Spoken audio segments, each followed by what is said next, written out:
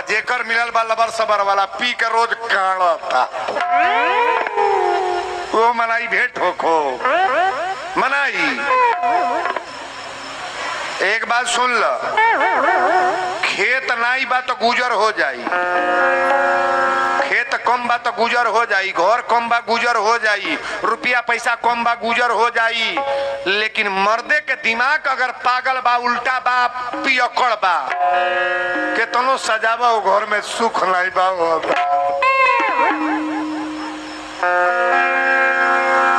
नहीं बुझाता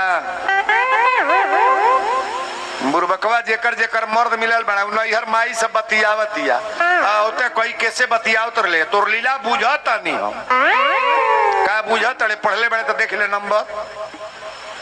औरतों पर भी विश्वास करो, किसी औरत को गलत बनाने का आपके अंदर क्षमता नहीं होना चाहिए। ऐसा नहीं कि जैसा नहीं तैसे बोल दो। तू दिन भर घूमा तड़ा, यहाँ से सीमान ले कोड़रा तड़ा, चैनपुर ले घूमा तड़ा, हर जगह घूमा तड़ा, ताकि केव डांटे वाला ना बा। जब मन करता पकौड़ी खाता रहा, चाय पिया तड़ा, घूमा तड़ा। अब घर में बात हो तरह गोरले बाकी मलछऊ कुछ लेके यहाँ तक खाए, दारू दम भर पी के ढहत चलल बाड़ा। मेहरारू खुश रही, छितौली में नानी क्यों पियला हो? छितौली में एक आध दू जने बाढ़ है हमरा नजर पर चढ़ल बा लो। हाँ हमरा लौ की जाला के क्वेश्चन बा एमे के दुल्हा पियल है तन उठाबे का जानी हाथ 1 2 3 4 अब तक खोलहर बेइज्जत कर तड़ू मार दे के ना नीचे कही पियत होई मारत होई गरियाव दे तो उठौलस हाथ कौन में लाज बा पिया। बोलो सच्चे दरबार की जय। अब रउरा कथा पर मेन पॉइंट जितने विद्वान है गौर से सुनिएगा। कथा तो रउरा बहुत सुन ले बनी, अब देखिए जो लीला स्वरूप बा। राम लक्ष्मण जब भ्रमण करके अइले तो विश्वामित्र बाबा कहले कि राम जाके फुलवारी से फूल ले आवे लोगन। ई फूल तुरे गए लोग ताका बहन है।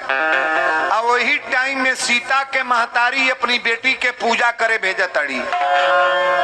सीता के माई के नाम, सीता के माई के नाम क्यों जानता नहीं क्या? हाँ बहन के बुलाई ले सुनाए ना, धीरे से बोले लोगों सुनाए ना। सीता के महतारी के नाम सुनैना। माता सुनैना अपनी बेटी के पूजा करे भेजा तड़ी। तुलसी बाबा लिखले कि तेही अवसर सीता तह आई आ गिरिजा हेलैका के तनी बाहर हटा दे भाई जौन बीच में लौटाता बरियारे मार न द कपड़ा पर अबे देखो एक रंगरियाल छूट जाला नटा ना। अरे बबिया कमाई लइकन के पकड़ ना पाव तड़ू चारों तोहरे हवा। अरे गजब का बाड़ू है दादा, 5 गो 6 गो बाणे एक कलर का पहिर लो हम कहते बानी एक के हवा सोई ठीक बा नगदा सिखाव ताड़ू। बोलो सच्चे दरबार की जय। तेही अवसर सीता तह आई आ गिरिजा पूजन जननी पठाई संघ सखी सब सुभग सयानी आ गावही गीत मनोहर बानी। सीता के सखी लोग गावत जाता की चुपे गावत जाता लोग। रउरा 5 गो नाकटा पहले बूढ़ा लोग गावत लिए नाकटा तनी कड़े रह गई लोग। गुरु के चाराना मिलेला बड़े भागी से गुरु के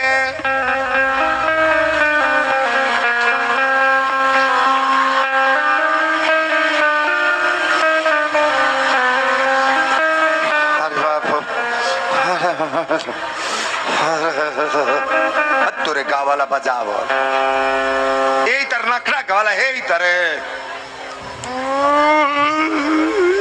तुर रो वाला गाव श्याम के गाँव बरिया रे।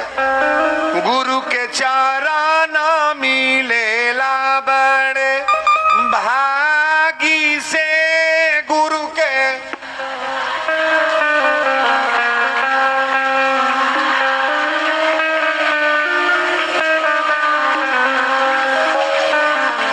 जौन होशियार पढ़ल लिखल समझदार बाड़ी उ महिला गौली है। एही में बकलोली बुरबकवा बाड़ी सो हई गावेली सो सासू जी के माराली ससुर के गरिया वाली सखी यो शुरू कर दलू जा हो त बाबू गजब का बाड़ लोग तो कहानी हई होगा वो कतो मानी बकलोली गावेली सो सब जना शुरू कर दे हल्लो सासू जी के अरे का कहीं काला कहीं सासू जी के मरली ससुर के गरियावली आ भसुरु के दाग दिहली आगी से हनुमान जी जे बहटियावा ताहे तर मुंह बनले बा आज उसे ओकर बोली बन क द आऊं आऊं में बोले ना बोले करे रे अंगनैया बीचे तुलसी लगई बे हरियाणा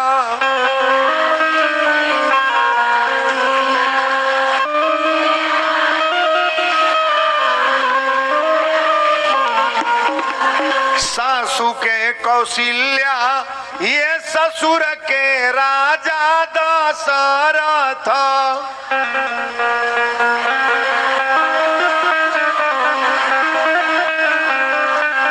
सैया जी के राम मानी पूजबे हरियाणा नैया बीचे तुलसी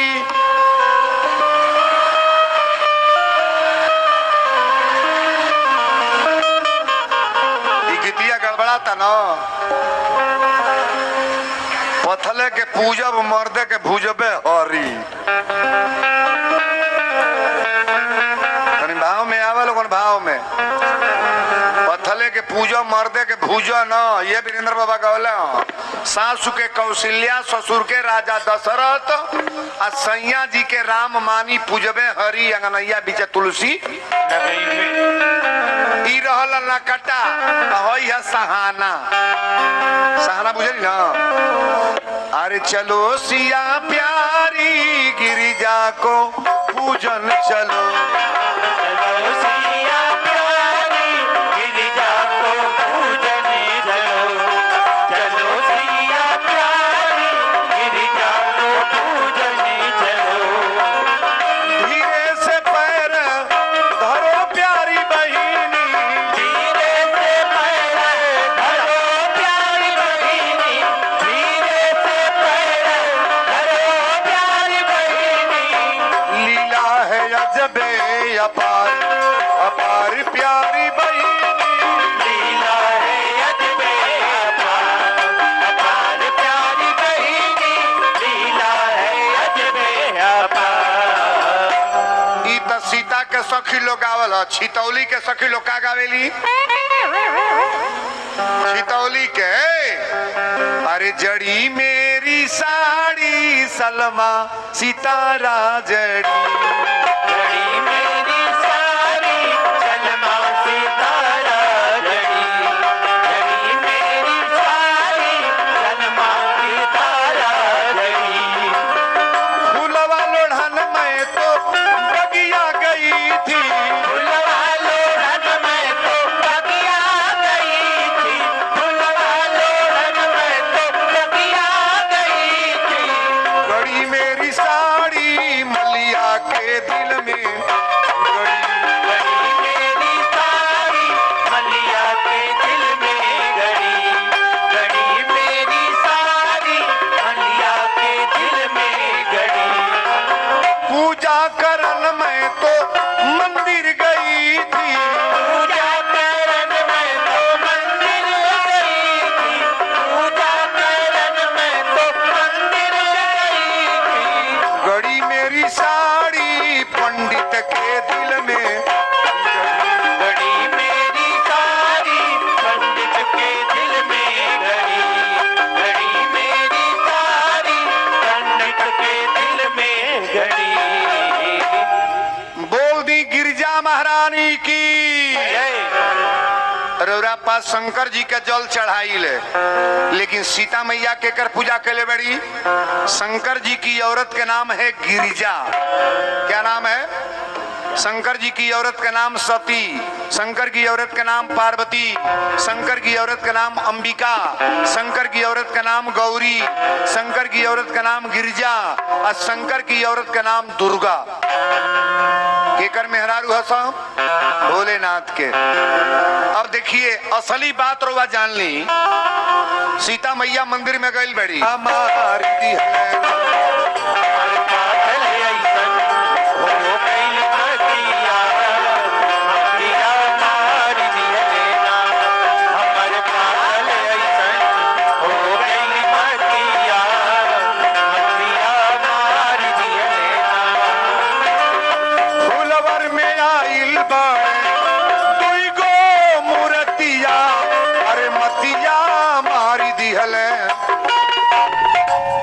कबाड़ी सांवर एक गोरी रे बदनिया,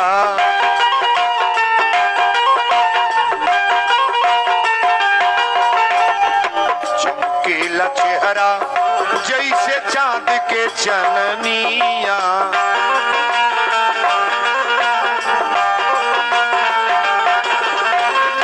कहले वीरेंद्र बाबा भारी बापी पतिया मतिया मारी दी हले। सीता जी कली कहाँ बास बावली कलश महारानी फुलवारी में चली न। अच्छा एक बात बताई, पूजा तुरंते कैली है और राम जी से भेंट बाद में भल की तुरंत नहीं बोलोगे? पूजा का फल तुरंत मिल रहा है कि बाद में? तुरंत। सीता मैया फुलवारी में गली ताकब हमरा और देख कर राम जी को जनक नंदनी बाग में बस खड़ी की खड़ी रह गई। राम देखे सिया को, सिया राम को, चारों अखिया लड़ी की लड़ी रह गई। सीतो जी तकली तो बुझाइल कहिया कही नौका नौका लड़का जतना बड़ा। फिल्मी गाना कौन गीत है वो? हुई आंखनम। पिक्चर का नाम है साथी। हुई आँख नम और ये दिल मुस्कुराया, हुई आँख नम और ये दिल मुस्कुराया, तो साथी कोई भूला याद आया।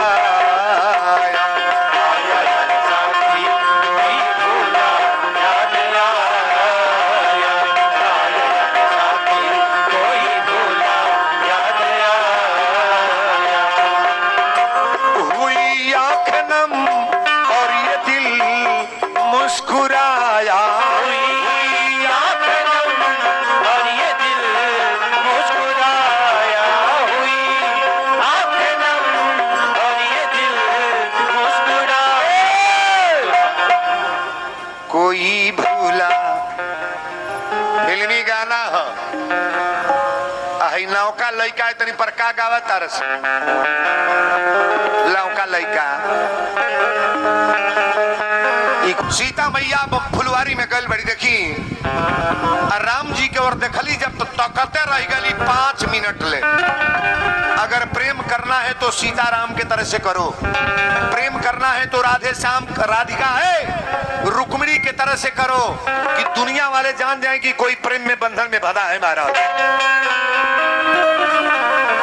कलयुग के प्रेमी लोग के हम का कहीं कितना कचरा बाल लो। जो लड़का 3-3 बेर पीटा था दोनों कर साथ ना छोड़ा था। अब तो लड़को प्रतिज्ञा करता ना हो तो बिया वही से आ नहीं तो फसरी लगा के मुंह। सरसा में प्रोग्राम को कह लिए जाइए लास्ट दिन रहे वो न मरो लास्ट दिन में पता कर 13वां लड़का फसरी लगा के वहां पर मरल बा।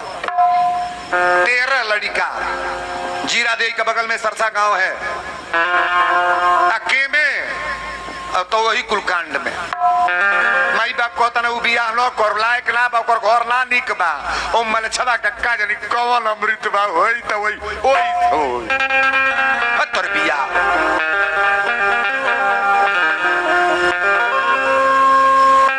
मॉडल के चक्कर में ना पड़ो। अच्छा मॉडल वाली पतो ही आई तो सासू के सेवा होई तो जैसे बानी जा वैसा पतो ही खोज। बहुत वीआईपी खोजले के बाद अब तो पते चलता दादा जौन मॉडल वाली आईली बा। मम्मी चाय बना देना, झाड़ू लगा देना। एगो नया पतो ही आलता का है ना, तब पतोहिया दिन भर टीवी पर बैठल है, मोबाइल पर सटल है, कोनो कार ना करे। अब बुढ़िया चाय बनावे दुआर बाहर है, तो लइकवा कल से अम्मा अब एके गो हम बानी एके गो तोर पतो ही अते ही दुआर बहरबे। तो बुढ़िया कल तो बतावा 6 महीना आइले भइल कबो दुआर पर झाड़ू ना लगावेली, पोछा ना लगावेली, तो हम ही ना लगाए। तो लइकवा कल से बाद से हम झाड़ू